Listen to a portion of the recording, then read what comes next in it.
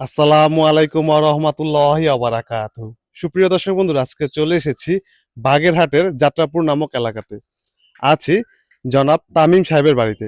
আমার পাশে আছেন তামিম সাহেব, তার সঙ্গে একটু আলাপ আলোচনা করব। আসসালামু আলাইকুম। ওয়ালাইকুম আসসালাম রহমতুল্লাহ। ভাইজান, আপনি আমাদের সন্ধান কিভাবে পেয়েছেন? আপনাদের সন্ধান অনলাইনে বিভিন্ন ভিডিও দেখার মাধ্যমে পেয়েছি। আচ্ছা আচ্ছা, ভিডিও দেখেছেন? হ্যাঁ, তো ভিডিও দেখে কি আমাদের প্রতিষ্ঠানে গিয়ে অর্ডার করেছেন? জি জি, আমি আপনাদের প্রতিষ্ঠানে গিয়েছি, কাজ দেখেছি, এরপর অর্ডার করেছি। আচ্ছা, মানে আমরা ভিডিওতে যেমন গেট দেখাই আপনি আমাদের প্রতিষ্ঠানে গিয়ে ঠিক তেমন গেটই দেখতে পেয়েছেন? জি জি, আচ্ছা, সেজন্য অর্ডার করেছেন। অর্ডার। এখন আপনাকে যে আমরা গেটটি উপহার দিয়েছি, আপনার কি পছন্দ হয়েছে? জি আলহামদুলিল্লাহ। আচ্ছা, যাক আলহামদুলিল্লাহ, আল্লাহর সন্তুষ্টি আমাদের সন্তুষ্টি। দর্শক বন্ধুরা দেখুন, আমরা একটি গেট শুধু তৈরি করি না, আমরা গেটগুলো কত সুন্দরভাবে রাজকীয় ভাবে ফুটিয়ে তুলি। দেখুন মাশাআল্লাহ, কত চমৎকার ভাবে এই গেটটি আমরা ফুটিয়ে তুলেছি।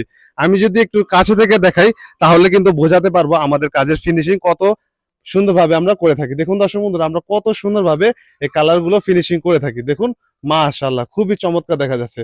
দর্শক বন্ধুরা, এই কালারটি কিন্তু আমরা আমাদের বাংলাদেশের গাড়িগুলোতে সাধারণত ব্যবহার করে থাকি। এই কালারটি কিন্তু আমরা আমাদের এই গেটের মধ্যে ব্যবহার করেছি। দেখুন কত সুন্দরভাবে ফুটিয়ে তুলেছি। আর দর্শক বন্ধুরা দেখুন, এখানে কিন্তু আমরা খুব বড় দুটি এসএস এর হ্যান্ডেল ব্যবহার করেছি। এই এসএস এর হ্যান্ডেল ব্যবহার করার জন্য কিন্তু এই যে হ্যান্ডেলটি রয়েছে এটিতে কিন্তু সবসময় এমন ধরনের গ্লেজ থাকবে। আমরা যদি এখানে কালো কালার বা গোল্ডেন কালার রং করতাম, হাতের স্পর্শতে কিন্তু এই রংটা কিন্তু উঠে যাওয়ার সম্ভাবনা থাকে। কিন্তু এখানে আমরা এসএস ব্যবহার করার কারণে কিন্তু এখানে কিন্তু কখনোই আর রং উঠে যাওয়ার সম্ভাবনা থাকবে না।